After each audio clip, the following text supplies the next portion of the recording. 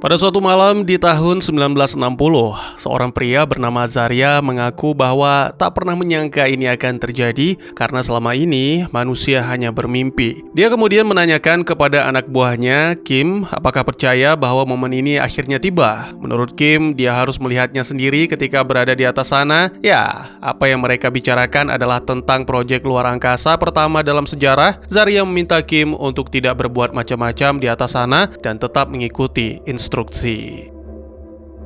Kim pun pulang ke asrama dan berbicara dengan sang kekasih Dasha via telepon, mengatakan akan segera pulang ke Moskow setelah satu penerbangan lagi. Kim merahasiakan pekerjaannya sebagai astronot dan sudah berbulan-bulan ia menjalani latihan di camp sehingga tentunya lama sudah Kim dan sang kekasih memendam kerinduan. Dasha menanyakan tentang misi yang menurut firasatnya misi tersebut berbahaya. Kim tidak menjawab pertanyaan tersebut, hanya merespon dengan satu kutipan, jika tidak berani mempertaruhkan nyawa, maka orang itu tidak akan benar-benar memiliki kehidupan. Sebelum mengakhiri percakapan, Dasha mengatakan akan menunggu Kim.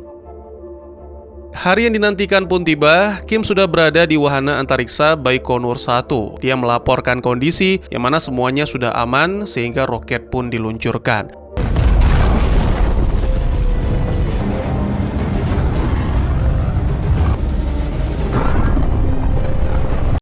Peluncuran itu terbilang sukses. Kini Baikonur 1 telah berada di luar atmosfer dan Kim melaporkan lagi kondisinya yang masih baik-baik saja. Kini dia sedang menikmati pemandangan yang belum pernah disaksikan manusia sebelumnya. Berharap Zarya juga bisa melihatnya. Namun tiba-tiba saja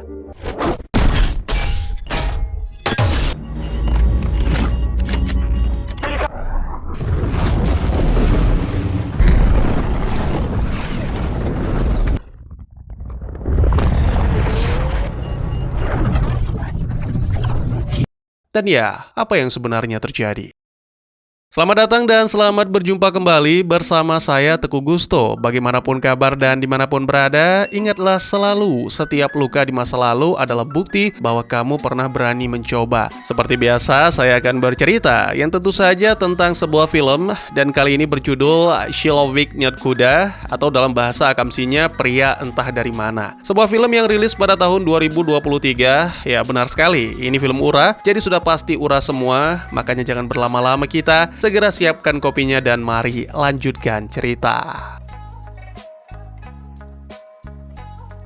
Ya, tokoh utama kita terbangun dan mendapati diri sedang berada di rumah sakit dengan 3 petugas yang terlihat sedang memperhatikan. Setelah tertidur lagi, kali ini Kim benar-benar terbangun dan seorang dokter bernama Peter mengajukan beberapa pertanyaan seperti nama, tanggal lahir, dan profesi. Sayangnya hanya nama yang Kim ingat, sementara yang lain hanya kilasan-kilasan ingatan yang masih samar. Peter kemudian mengatakan bahwa ini adalah rumah sakit khusus dan hanya Kim satu-satunya pasien. Selain itu, dia juga memperkenalkan 2 rekan yaitu Yelena sebagai dokter penanggung jawab dan asisten dokter Ekaterina.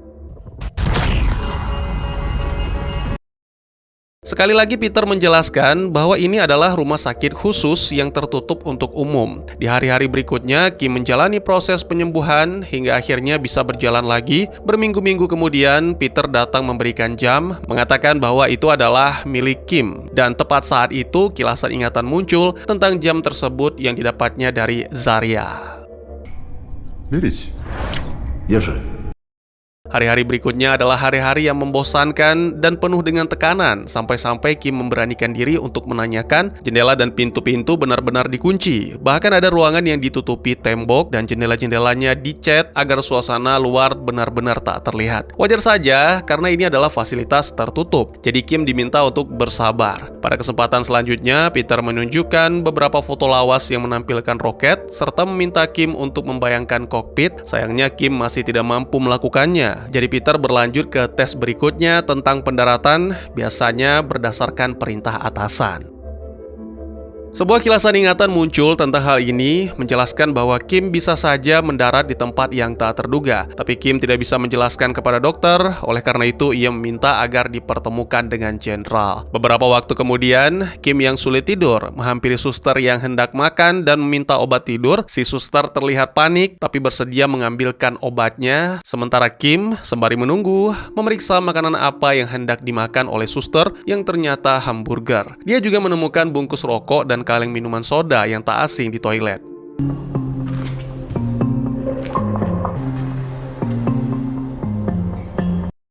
Tak lama kemudian, suster datang memberikan obat tidur, tapi ternyata Kim tidak menelannya dan memutuskan untuk menghabiskan malam dengan berolahraga. Sebuah kilasan ingatan lagi-lagi muncul, menampilkan buku militer yang terkena tinta, dan lagi-lagi kilasan bersama atasan yang menjelaskan tentang pendaratan. Pada pertemuan berikutnya dengan Dr. Peter, Kim meminta buku militernya. Kim sadar bahwa dirinya tidak bisa selamanya di sana, jadi meminta agar dipertemukan jenderal yang menjabat. Dokter pun menuruti permintaan tersebut, tapi sebagai gantinya Kim harus menjalani terapi hipnosis. Keesokan harinya, Ekaterina datang memberikan buku militer Kim, dan anehnya sama sekali tidak sesuai dengan ingatan. Seketika kilasan ingatan muncul, lagi-lagi tentang atasan yang menjelaskan tentang Alaska. Itu adalah wilayah berbahaya karena kemungkinan besar Kim akan diperdaya, dibuat seolah-olah berada di negara sendiri. Ingatan tersebut membuat Kim yakin bahwa dirinya sekarang berada di Alaska tapi wilayah US. Setelah menyanyikan sebuah lagu, Kim segera menjalankan rencana untuk kabur. Ternyata selama ini ia telah mempersiapkan semuanya dan jendela toiletlah yang menjadi pintu keluar.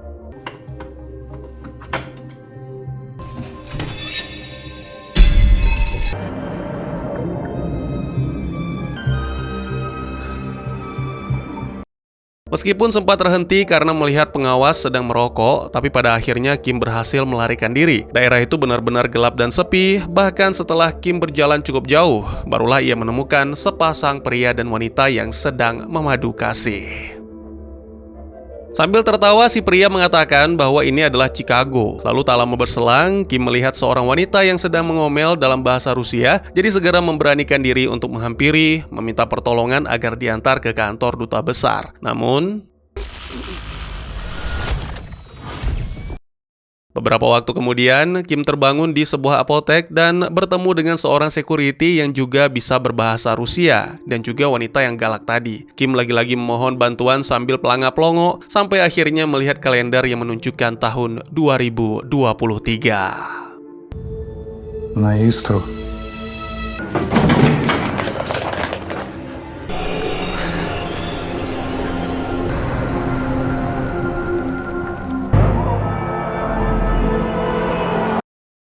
Keesokan paginya, Kim hanya terduduk diam di depan apotik si wanita galak yang diketahui bernama Anna. Anna mengatakan bahwa polisi sering mondar-mandir di sana, jadi Kim sebaiknya pulang. Tapi mau pulang kemana? Kim tak ingat di mana rumahnya dan juga tak mengingat tentang keluarga. Hanya buku militer yang ia punya, dan pada momen ini Anna terkejut. Dari tanggal lahir, berarti Kim kini telah berumur 89 tahun. Karena kasihan, jadi Anna berbaik hati mengizinkan Kim tinggal di apartemennya. Setelah melihat Moskow yang benar-benar telah berubah, mereka pun tiba di kediaman Anna, dan Anna memperkenalkan Kim pada adiknya Arkady, seorang laki-laki penderita agorafobia. Jadi sehari-harinya berada di rumah saja bersama laptopnya, termasuk saat sedang mandi. Beberapa waktu kemudian, selagi Kim bersih-bersih, Anna dan Arkady berdiskusi mengira-ngira siapa sebenarnya Kim. Apakah dia penipu ataukah orang gila? Anna meminta bantuan Arkady untuk mencarinya di internet karena siapa tahu ada berita tentang kehilangan atau sebagainya. Sampai dengan petang, sama sekali tidak ditemukan informasi tentang Kim. Dan ini membuat Arkady berteori bahwa mungkin Kim adalah salah satu proyek pemerintah yang ditanamkan semacam sugesti bahwa dia adalah orang lain. Atau mungkin otak Kim telah dipasang chip atau semacamnya. Namun Anna berpikir pendapat itu hanya omong kosong karena Arkady sangat gemar dengan teori konspirasi. Sementara itu, Kim sendiri masih menikmati pemandangan kota yang dilanda hujan, dan itu menyebabkan kilasan kenangan muncul, yaitu saat-saat berkencan dengan sang kekasih, serta ingatan tentang lokasi tempat tinggal. Kim segera menemui dua bersaudara, Anna dan Arkady, berharap bisa diantarkan ke salah satu gedung dengan ciri-ciri seperti dalam ingatannya. Keesokan paginya, kebetulan Anna libur, jadi wanita itu bersedia mengantar Kim. Dalam perjalanan, mereka berbincang-bincang tentang Dasha. Terakhir kali, Kim bertemu dengan wanita itu sekitar bulan Mei, tapi itu sekitar 60 tahun yang lalu, yang mana menurut Anna, mungkin saja Dasha telah melupakan Kim. Setelah mencari kesana kemari, akhirnya ditemukanlah bangunan yang dimaksud. Dengan lugunya, Kim bertanya tentang wanita penunjuk jalan, padahal itu hanyalah GPS. Tak lama kemudian, Kim tiba di unit 159. Sesuai dengan kilasan ingatan, Kim disambut oleh seorang gadis yang ramah namun sibuk. Ketika nama Dasha disebutkan, gadis itu segera mengizinkan Kim masuk, dan seketika Kim kembali terkenang akan suasana apartemen itu yang agak serupa. Akhirnya di suatu ruangan, Kim melihat sesosok gadis dengan suara yang sangat ia kenali, sehingga yakin bahwa itu adalah Dasha. Gadis itu menanyakan tentang apa yang terjadi selama ini, mengapa pergi meninggalkannya, dan lain-lain. Namun ketika berbalik, gadis itu sama sekali tidak mengenal Kim, sehingga Kim pun pergi. Ya, gadis itu memang sangat mirip dengan kekasih Kim, dan namanya juga Dasha. Tapi gadis itu tidak mengenal Kim, hanya merasa pernah melihatnya entah di mana. Извините. Malam harinya, kilasan ingatan membawa Kim ke masa-masa sebelum penerbangan, dan ia merasa menyesal tidak jujur tentang misinya. Di hari berikutnya, Ana memberikan saran kepada Kim agar menggunakan internet. Di sana Kim bisa mencari tahu tentang banyak hal termasuk Dasha, dan dengan senang hati Arkady mengajari. Banyak hal yang Kim pelajari, mulai tentang proyek luar angkasanya yang ternyata tidak ada, jadi US lah yang pertama kali berhasil tiba di bulan. Lalu juga ada tentang runtuhnya Uni Soviet.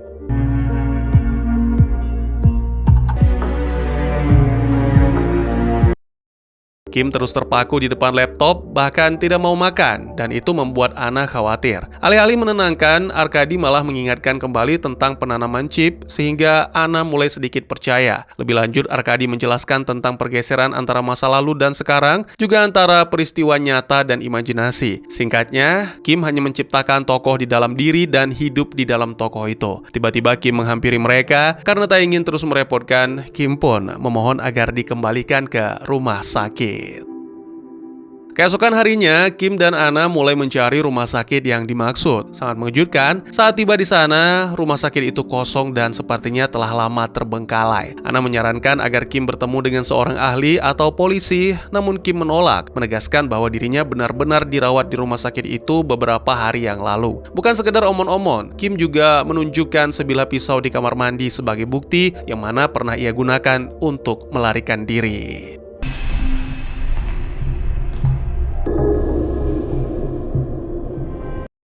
Tiba-tiba saja terdengar suara-suara dari ruangan lain, sehingga Kim bergegas mendatangi. Ada seorang laki-laki yang sedang membuat mural, tapi saat melihat kedatangan Kim, laki-laki itu pun langsung kabur, sehingga Kim mengejarnya.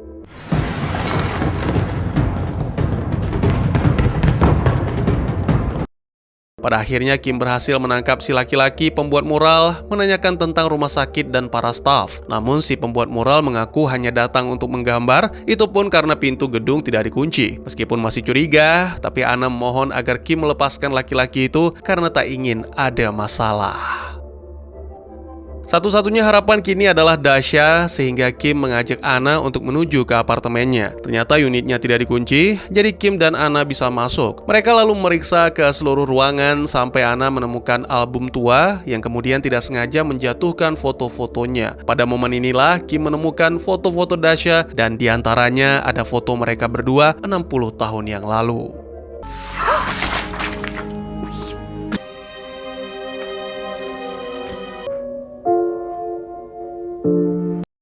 Tiba-tiba saja Dasha kembali bersama rekannya membicarakan tentang Kim karena masih tak bisa mengingat siapa pria itu. Sang rekan mengatakan mungkin di salah satu casting. Ya, Dasha adalah seorang aktor yang sedang merintis karir dan dia akan mengikuti salah satu casting sebagai pemeran utama. Sang rekan yang sekaligus manajer meminta Dasha bersiap-siap. Di kamar, Kim dan Ana bersembunyi di lemari dan secara tak sengaja mendengarkan kata-kata Dasha yang sedang menyemangati diri. Salah satunya adalah, jika tidak berani mempertaruhkan nyawa, maka orang itu tidak akan benar-benar memiliki kehidupan.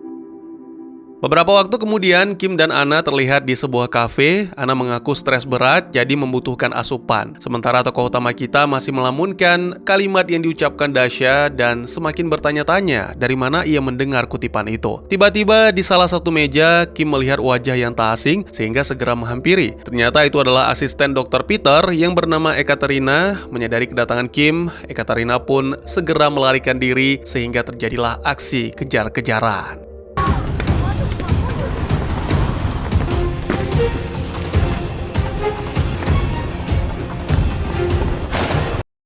Terdengar suara tembakan dan Kim terkejut menemukan Ekaterina dalam kondisi tergeletak bersimbah darah. Pada saat yang sama, Anna datang dan mengambil ponsel Ekaterina, lalu segera mengajak Kim untuk melarikan diri. Sayangnya, mobil Anna mogok sehingga mereka harus naik kereta. Di stasiun, sementara Anna memeriksa ponsel Ekaterina yang ternyata tidak dikunci, Kim dihampiri oleh seorang wanita misterius, mengatakan bahwa Kim akan menemukan apa yang dicari, tapi akan kehilangan lebih banyak. Dan sesaat kemudian, wanita itu menghilang. Setibanya di rumah, Arkadi memeriksa ponsel Ekaterina lebih mendalam sampai akhirnya menemukan foto-foto Kim, Anna, dan bahkan Dasha. Arkadi menyimpulkan bahwa mereka sedang dimata-matai dan mungkin jika mengancam akan dieksekusi. Jadi pria itu segera menghancurkan ponsel Ekaterina, mengemasi semua perlengkapan, bahkan memberikan ponsel khusus kepada Kim, serta memberikan tutorial. Arkadi juga membentak sang kakak yang masih bengong, karena ini tidak ada hubungannya dengan agorafobia. Jika tidak segera bersembunyi, maka mereka semua dalam bahaya. Аня, что ты стоишь? Бери теплые вещи. Mereka pun berpencar, dua bersaudara akan bersembunyi di hutan, sementara Kim menuju ke kediaman Dasha untuk menyelamatkannya. Beberapa waktu kemudian, kebetulan Dasha baru saja tiba, jadi Kim segera menjelaskan dan menunjukkan foto dari ponsel Ekaterina sebagai bukti. Kim bahkan mengucapkan kalimat yang pernah diucapkan Dasha dan memperkenalkan diri. Tiba-tiba sebuah mobil van datang membawa sekelompok pria dan segera berusaha menangkap Kim serta Dasha.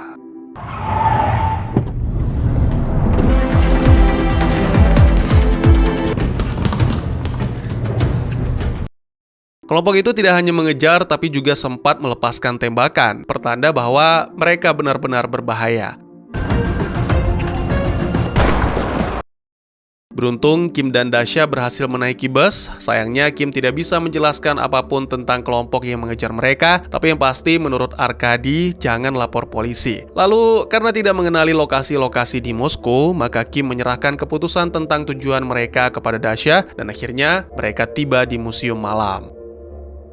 Di sana mereka membicarakan tentang kalimat kutipan dan Kim mengaku telah lupa di mana mendengarnya. Sementara Dasha mengaku mendengarnya dari sang nenek. Jadi, karena orang tuanya sering berpindah, maka Dasha tinggal bersama sang nenek dan menjadi sangat dekat. Uniknya, Dasha memiliki wajah yang sangat mirip dengan neneknya, sehingga diberikan nama yang sama. Namun sangat disayangkan, nenek Dasha telah meninggal 2 tahun yang lalu. Terdiam 1000 bahasa, Kim hanya bisa meminta Dasha menunggu, sementara dirinya akan memeriksa sekitar. Di tengah kesendiriannya, ingatan Kim tentang Dasha mulai kembali, terutama kenangan tentang pertemuan pertama mereka, di mana keduanya berjalan-jalan di kota Moskow. Tak lama kemudian, Kim pun kembali menemui cucu Dasha dan mengakui semua. Namun ternyata yang ada di dekatnya bukanlah cucu Dasha, melainkan gadis yang segera ketakutan karena mengira Kim akan menyakitinya. Даша.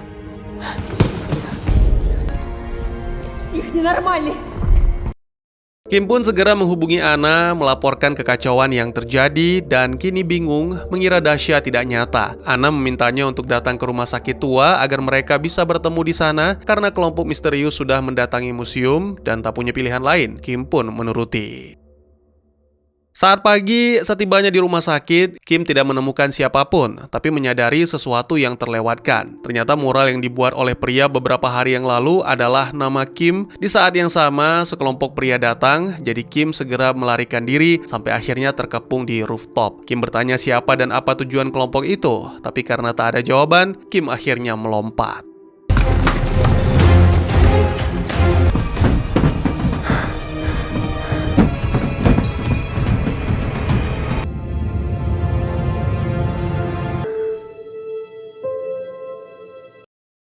Kilasan kenangan kembali muncul, melanjutkan kenangan pertemuan dan kencan pertama dengan sang kekasih. Saat itu terjadi hujan lebat dan Kim mengantar Dasha ke kediaman. Setelah mendapatkan nomor kontak, Kim bergegas pergi sampai-sampai melupakan payung dari Dasha. Namun Kim enggan kembali karena itu adalah pertanda buruk. Adegan berpindah menampilkan Kim yang terbangun di rumah sakit dan sudah ada Dr. Peter dan Dr. Yelena. Mereka mengatakan tidak perlu khawatir karena Kim 100% waras. Selain itu, seorang perwakilan Badan Luar Angkasa Rusia atau Roskosmos juga hadir di ruangan itu, menjelaskan bahwa pada tanggal 15 Oktober 1960, wahana yang dinaiki Kim yaitu Baikonur 1 kehilangan kendali dan tak pernah melakukan penerbangan orbit. Kapsul Kim jatuh di garis pantai semenanjung Yamal. Lokasi tersebut tidak terjangkau manusia. Kapsul Kim tenggelam di es, berada di sana selama 60 tahun. 3 bulan yang lalu, seorang warga lokal tak sengaja menemukan tak jauh dari pantai, dan tak lama kemudian kabar tersebut segera diketahui pemerintah. Organ tubuh Kim dipastikan semuanya normal, tak ada yang rusak. Fungsi penunjang hidup tubuh sama sekali tidak terganggu selama masa pembekuan itu. Singkatnya, tubuh Kim tetap sama berusia 26 tahun. Dalam sebuah rapat, Dr. Peter menjelaskan bahwa Kim seperti berada di tabung hibernasi, tapi bagaimana itu mungkin tak ada yang bisa menjelaskannya secara pasti. Karena tubuh manusia penuh dengan misteri, sehingga masih banyak yang perlu diteliti. Dokter pun mengajukan agar dibuatkan suatu tempat perawatan di mana Kim bisa menyesuaikan diri. Para dokter tidak ingin membuat saraf Kim terkejut, sehingga menciptakan lingkungan yang mirip dengan tahun 1960. Selain itu, para dokter juga menemukan bahwa adrenalin menjadi suatu penyembuhan bagi Kim, tapi dosis yang diberikan harus banyak sekali, sehingga mereka harus berdiskusi untuk menemukan alternatif solusi, yaitu memaksa Kim memproduksi adrenalinnya sendiri dengan membuat Kim stres dan depresi. Sejak saat itu, para dokter membuat petunjuk-petunjuk seperti bungkus rokok dan kaleng minuman soda yang membuat Kim berpikir. Apalagi Jenderal Soviet yang merupakan atasan Kim meminta Kim melakukan sesuatu jika tertangkap di wilayah musuh. Melalui pengamatan, para dokter menemukan adrenalin Kim meningkat pesat dan mampu mengembalikan ingatan. Maka dari itu, Kim dibiarkan kabur. Kemudian para dokter juga merekrut seorang sutradara untuk membuat skenario-skenario. Jadi kebetulan yang selama ini Kim temukan adalah kebetulan yang sudah diatur. Mulai dari kemunculan dan kematian Ekaterina, kemunculan wanita misterius, bahkan sampai dengan gadis di museum. Di saat yang sama, hal ini juga dijelaskan oleh para agen kepada Dasha dan kepada 2 bersaudara. Tapi tetap status Kim dirahasiakan. Para agen mengatakan bahwa Kim adalah seorang kosmonot yang mengalami kecelakaan mobil dan lupa ingatan. Ending dari skenario itu mungkin bikin bingung, tapi disitulah puncaknya. Saat melompat, adrenalin Kim benar-benar meledak. Meskipun para dokter sempat pesimis, tapi kini ketika sadar, seluruh ingatan Kim telah kembali. Keputusan ada di tangan Kim, dia boleh menjalani kehidupan sebagai warga biasa atau kembali menjadi kosmonot. Karena pada hakikatnya tubuh Kim seperti orang yang berusia 26 tahun. Sebelum meninggalkan ruangan, dokter meletakkan amplop dan mengatakan, sebaiknya Kim menganggap ini sebagai anugerah dari Tuhan, bahwa Kim bisa diberi kesempatan merasakan kematian dan hidup kembali di masa depan.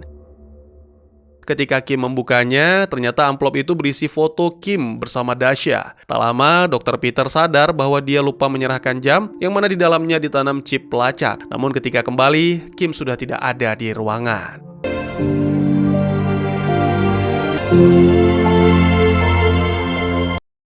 Film pun ditutup dengan menampilkan 1 tahun kemudian, di mana Kim menemukan 2 bersaudara di apotik. Anna masih menjadi pegawai biasa, dan yang mengejutkan adalah Arkady, yang kini telah sembuh dari agorafobianya dan menjadi security di apotik. Tapi tetap tidak bisa lepas dari gadgetnya. Kim datang untuk merayakan sesuatu yang akan segera terjadi, yang berhubungan dengan rencana masa depannya.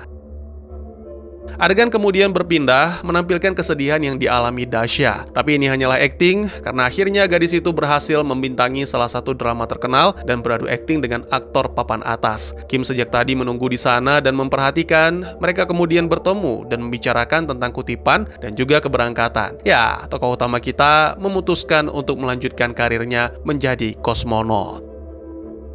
Seminggu kemudian, sebelum peluncuran, Kim dan Dasha bercakap-cakap di telepon, hampir mirip dengan percakapan Kim dengan neneknya Dasha. Tapi kali ini Kim berjanji akan kembali apapun yang terjadi. Roket pun diluncurkan dan berhasil mencapai orbit bumi. Kali ini Kim dengan wahana berkode Iceberg mengabarkan kondisi ke bumi, serta menyampaikan salam kepada sang kekasih. Pada momen ini, dari percakapan antara Kim dan pusat kendali, kita mengetahui bahwa semua kebenaran tentang kecelakaan 60 tahun yang lalu menjadi rahasia negara.